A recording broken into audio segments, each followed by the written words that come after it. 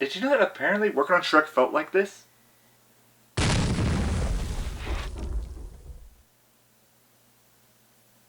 He's dead now. Unlike this franchise.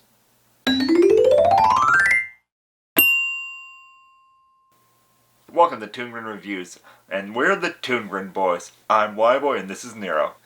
Are you ready for the review event of the season, Shrektember?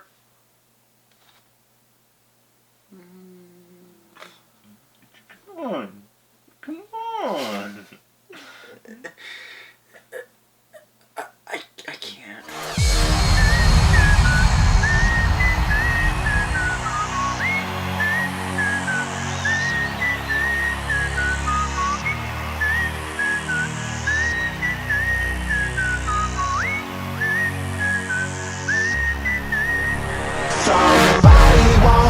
Could I spare some change for gas? I need to get myself away from this place. Shrektember? Really? It's a pun, Nero. It's dumb. You came up with Alright! Look! Brilliant puns aside. Made by me. My brilliance. This is going to be Shrektember. We're going to take a look at all 4 Shrek films. One a week for the entire month. Then we'll be starting it all off with 2001 Dreamworks' Shrek. Nowadays you all know about Shrek, the big green ogre that became DreamWorks' biggest cash cow.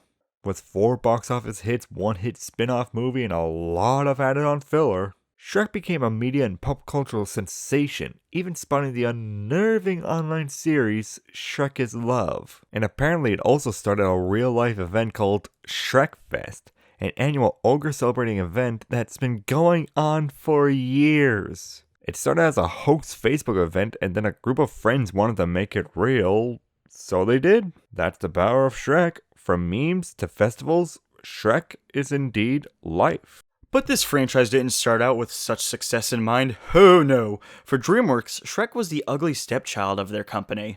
The production of the flick took many years, switching out anything from project runners, lead actors, directors, animators, and writers. Even one animator was quoted saying, "It was known as the Gulag. If you failed on Prince of Egypt, you were sent to the dungeons to work on Shrek." Employees took to calling this being Shreked. Keep in mind, Prince of Egypt was the movie DreamWorks wanted, and it's considered a flop.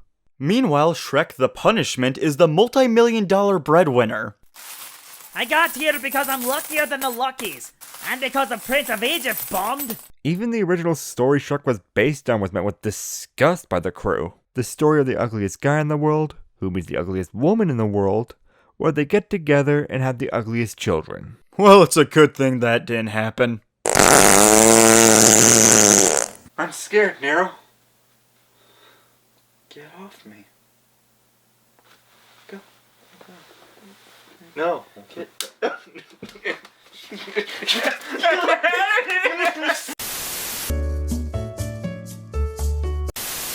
This is Shrek. Yeah. Starting off with the cover, we see the birthing of the uncreative DreamWorks covers. But Nero, aren't you impressed with all the characters just sitting about, staring at the audience with their dead, motionless eyes? I'd be more impressed if there was a better degree of contrast. They could have at least used the magenta dragon to help make the characters pop out against her. Maybe they wanted to keep her a secret. Oh yeah, is that why the trailer shows the dragon scene? You got me there. It wouldn't have killed the art department to make a more exciting box cover. Or, parody a children's fairy tale given the movie is sort of a satire. Really, anything would have been better than them just sitting there. But hey, at least they worked in the DreamWorks eyebrow, which will inevitably consume further covers left and right for no discernible reason. It still beats the ones we saw at Target where it's Shrek and some other character's headshot. I didn't think it'd get that bad until Shrek the Third. Shrek starts as many DreamWorks movies will soon love to do, with first a soft and atmospheric monologue. Once upon a time, there was a lovely princess. Followed by shoving in a pop culture song. Somebody once told me the world is gonna roll me. I ain't the sharpest tool in the shed. Yeah, I mean, why get composers like, Alan Silvestri or John Williams to create epic scores when you could just pay some jackknape to use their pop song? While using popular music does cause the movie to lose a bit of musical identity, it can still work for some scenes to great effect. The wrestling sequence uses bad reputation, and it works to really pump you up and enjoy the action and comedy antics in the scene.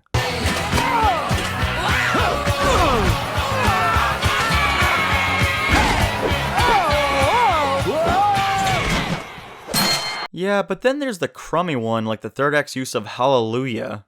Goes like this, the fourth, the fifth, the minor fall, the major lift, the baffled king composing. I get that the scene's meant to be sad, but it could have easily just used a somber melody and let the character's body language sell the scene.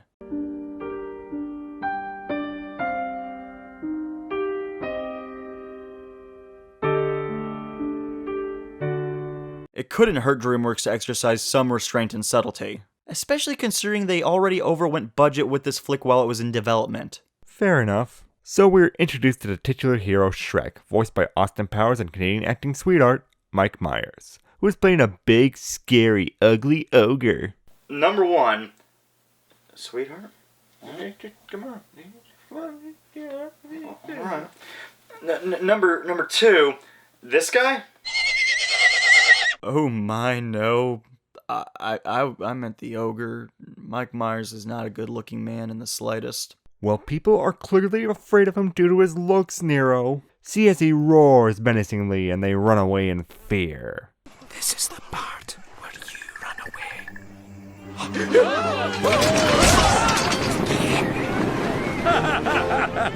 I'm just saying it wouldn't have killed the artist to maybe up the monster side of things. Go scary, but then we see Shrek as a sweetheart. A really good example of this is Eduardo from Foster's Home for Imaginary Friends. You blend frightening with friendly. True, Shrek honestly just looks like a guy. Sure, a green guy with strange ears, but still, just a guy. He isn't monstrous or even really all that ugly. He just looks like a rotund individual, though with cool-looking ears. It's arguably the most imaginative design of any character in this franchise. I'd give credit to the artist, but this was lifted from the book, which at least made Shrek look a bit more monstrous. But when it comes to the movie, he's just a jaunty fat fellow who's green, and that's it. Nitpicking aside, we move on from Shrek's swamp to the next day, where we see fairy tale characters all being rounded up by the local royal guard. Give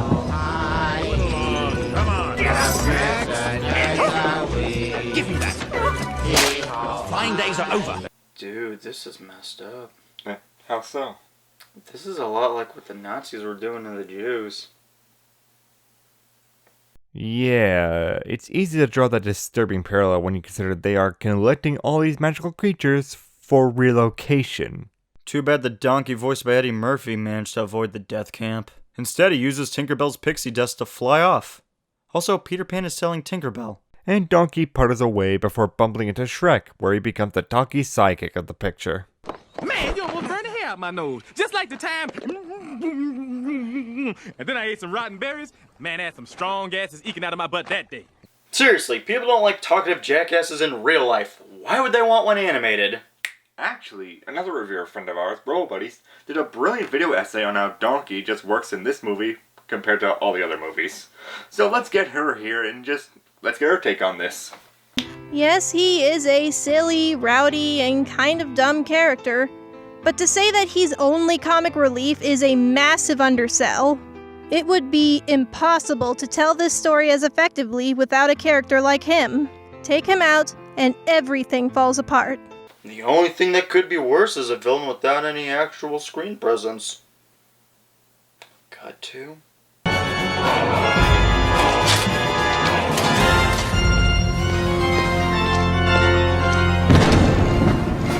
Hey, do you get it? He's short. That's the joke they're gonna run with for the whole movie. In case you didn't get it. Yes, this diminutive dick is Lord Farquaad, played by John Lithgow, who is narratively speaking the truly powerful aristocratic ruler of the Kingdom of Duloc, but functionally speaking has nothing going for him, either in height or screen presence. So he's like, what, a prince? No. He's a lord. Were banished by a prince who was really short. But in the movie, they said Lord. Seriously, did anyone actually proofread this crap before they decided to cut a trailer for it? Well, Nero. It's like the old saying goes, everyone can make excuses. So Farquaad's got like, what, 3 brief scenes with Shrek. Yep, their first encounter, their meetup to get Fiona, and the wedding. And one scene of Farquaad stroking himself to the princess in bed later. To his living mirror who has to watch him perform the 5-knuckle shuffle. So he's a MacGuffin? Yep. So the movie could have streamlined the story to either remove Farquaad, or at least make him more entertaining, given his short screen presence so he could be a more prominent figure. Instead, the only thing we got out of this is...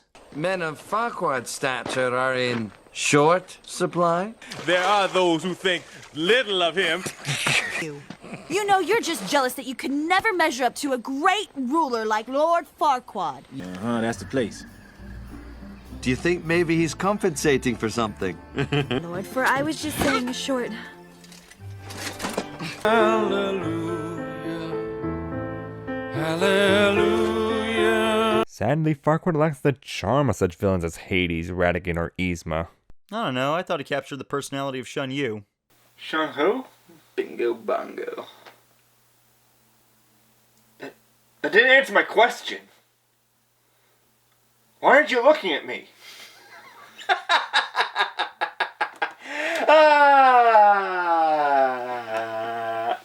Farquaad lacks being a threat since he doesn't impede or impose any obstacles on Shrek. Sure, Farquaad relocates the fairy tale creatures into Shrek's swamp, but after that, Shrek goes and gets Fiona. Then Farquaad gives Shrek a deed to the swamp, and Shrek gets his home back, with no hassle. There's no double cross or anything. What's even Farquaad's motivation? You and the rest of that fairy tale trash poisoning my perfect world. Well, technically you're not a king.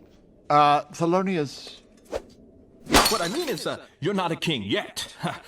But you can become one. All you have to do is marry a princess. Go on. Take your pick, just do something. Having a villain whose only purpose to move the story is bad writing.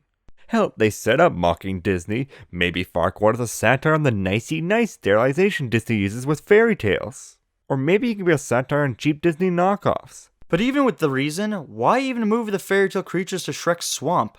Why not just have them killed? You know, like how he dismembered the gingerbread man and killed the mama bear. Oh yeah, Mama Bear is stone cold dead by the end of this movie. Here she's alive, then skinned, and now doesn't exist. By the way, her own family doesn't care she's dead either. Why do the creatures even stay in the swamp?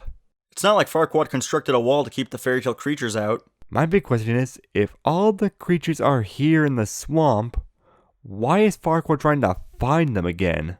He even tortures the gingerbread man for that information. Now my patience has reached its end. Tell me, or I'll... No, not the buttons! Not my gumdrop buttons! All right then, who's hiding them? Okay, I'll tell you. They're in the swamp. Do you remember the swamp? You sent them to the swamp. A swamp that you apparently own and then gave to Shrek. You moron. Who else has even left since the gratuitous panning shot shows a lot of iconic characters? The 3 blind mice, Snow White, the 3 fat fairies from Sleeping Beauty? Now who's left? Rumpelstiltskin? 3rd film. Why? And then they'll change the design for the 4th film. What? So with a swamp filled with stupid, Shrek goes to Duloc to complain and drags Donkey along. Actually, in context of the film, I don't even understand why Shrek would choose to take Donkey. It seemed more likely Donkey would just follow Shrek. Maybe have Donkey establish that he sees that Shrek is lonely and he just wants to keep him company. Since up to this point, it's been established that Shrek doesn't like Donkey. That'd be a great character moment. But you know, time, effort. DreamWorks craves not these things. You could see that when you watch The Croods. Or Turbo. And then we go to see Farquaad, who has gathered all of his knights to go out on a quest to save Princess Fiona so that he can become king. He's already the leader of Duloc. No, he's never gonna be a king. He's a lord. Thought according to the trailer he was a prince. You son of a... So after cutting a deal with the pint-sized prince, Shrek and Donkey head to a dilapidated castle to save Fiona so they can trade her off for some land. This is where arguably the most effort was put into animating the film. The whole scene with Shrek and Donkey at the castle, the lighting, detail, and movement are the best movie has to offer, creating such a visual flair. It's no wonder the trailers at the time pimped this scene out. Yeah, it really does show DreamWorks as a contender in the animation department. Alas, the trailer-fueled dragon snatches Donkey away and sends Shrek flying and crashing into the highest room in the tallest tower, where the princess resides. The sleeping princess, Princess Fio. Whoa, what's wrong with her face? And acting.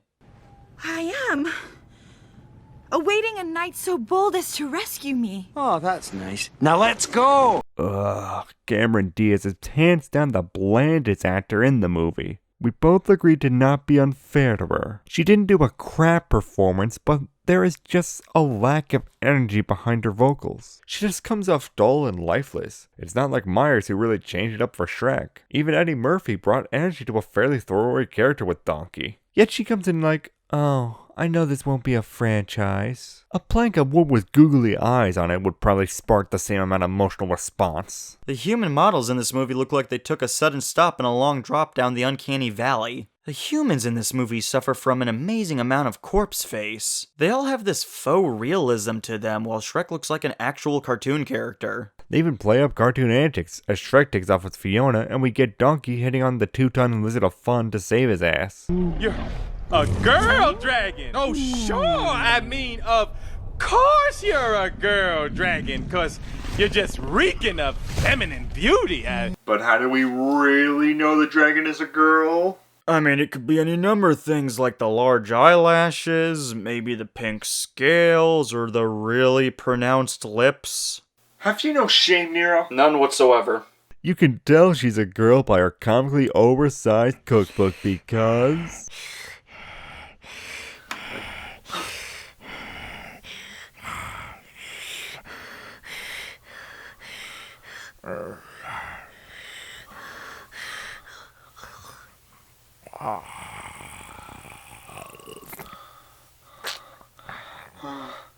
Cause a place is in the kitchen! Ha! Oh, you are so dadgoblin, Poe. You're dead. Dad.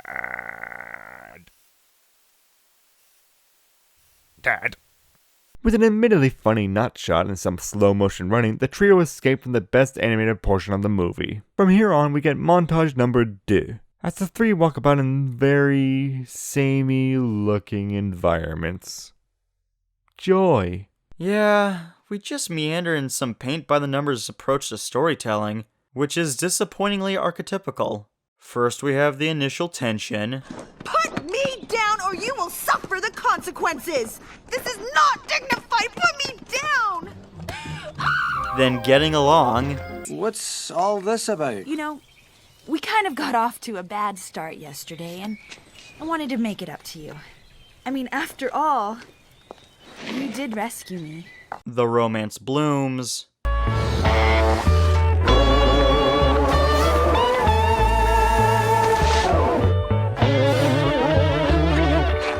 Then cliché third act misunderstanding. I mean, really?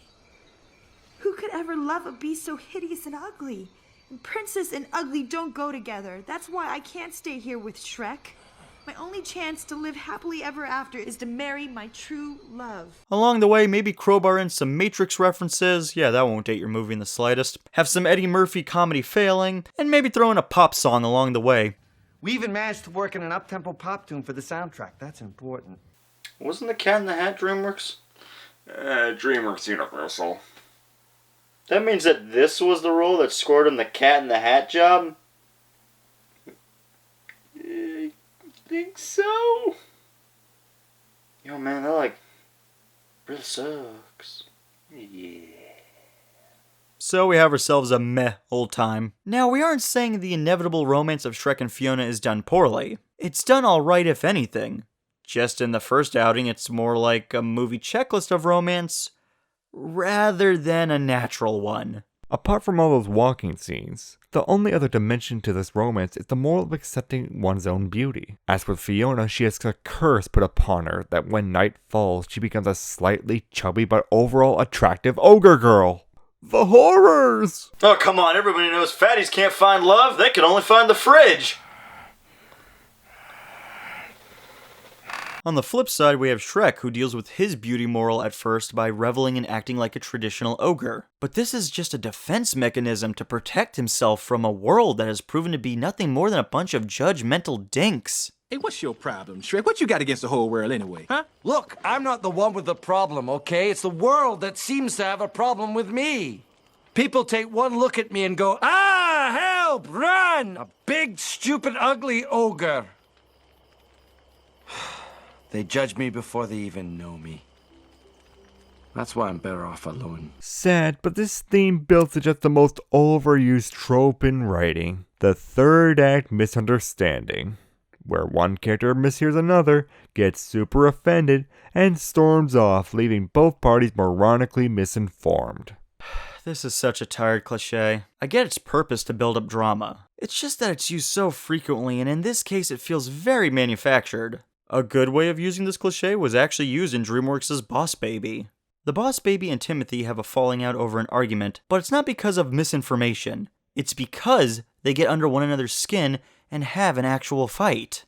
You could arguably resolve it with a line or two instead of this passive-aggressive back and forth. Wouldn't this misunderstanding have been much more poignant if instead of Shrek only hearing half a conversation through the door and Fiona not knowing that he heard her, we play it where they both know everything? Have Fiona transform in front of Shrek and he becomes glad. Finally, someone who can love him for him because she looks like him. But Fiona, still stuck on looking beautiful, refuses to stay in her ogre form because she wants a prince to make her not an ugly, disgusting ogre like Shrek.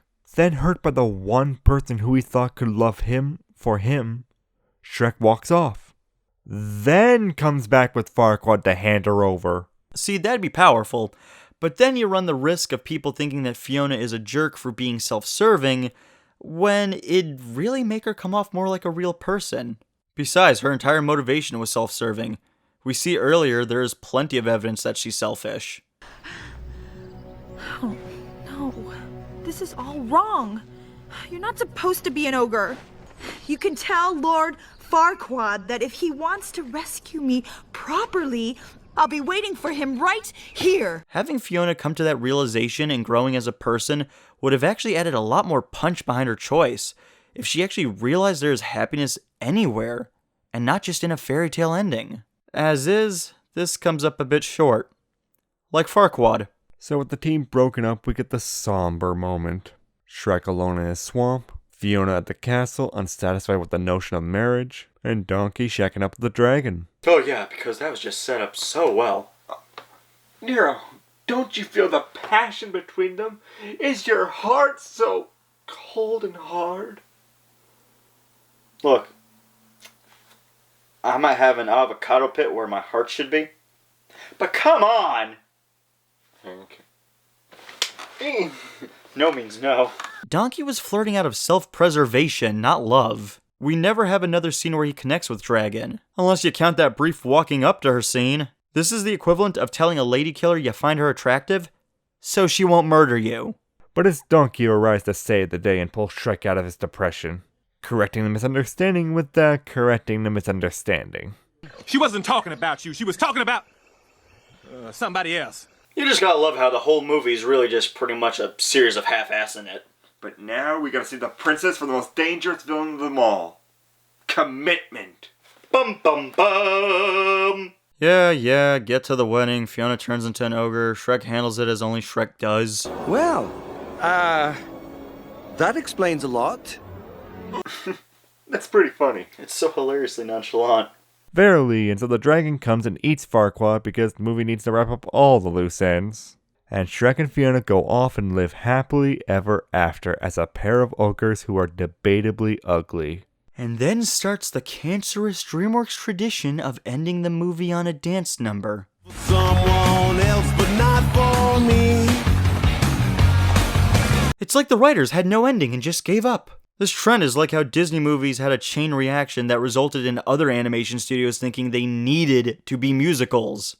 DreamWorks did that too, actually. That's why you have Prince of Egypt. There are animated films now at other studios that feel the need to end on a dance number. Even Sony's Smurfs The Lost Village, a movie in 2017, 16 years after this, still manages to end things with dance numbers. Let it be known that movies do have an impact no matter how big or small. Yeah, so thoughts on the first in this quadrilogy? Well, For a first movie in a series, this was wonderfully average. From its animation, acting, and writing, it's enjoyably okay. Nothing really is distasteful and can put you off watching. Shrek is just a simple movie that passes the time fairly well, with admittedly a lot of story beats that could have been tightened up. Agreed. I mean, Farquaad was going to marry Fiona to be king. How? He had no connection to her family. How was he supposed to be a king? What was Fiona the princess of? In the sequel, we get that answer, but not in the first movie, we don't. It's an alright movie, even if its production was a nightmare, and it shows because the whole movie only focuses on the three characters, since they had to cut stuff in development to recoup the money they lost on investment. Still, it's an okay first step for Dreamworks to rocket them into their own animation renaissance. So overall, I say this is good. Yeah. Yeah, it's good. I mean, it's certainly not the worst of the Shrek movies. We assure you that will come later. Yeah, but that's for a later episode of Shrektember. But this has been ToonGrin Reviews with me, WHYBOY, and the fine NERO. And we shall see you next time, so stay tuned to then. Thanks for watching. That was our take on the first Shrek film. What's your opinion? Does it still hold up? Is it a bit dated? Be sure to leave your thoughts in the comments below. And don't forget to check out RoboBuddy's Why Donkey Matters video essay. It's a brilliant video that really breaks down why Donkey works in just Shrek 1.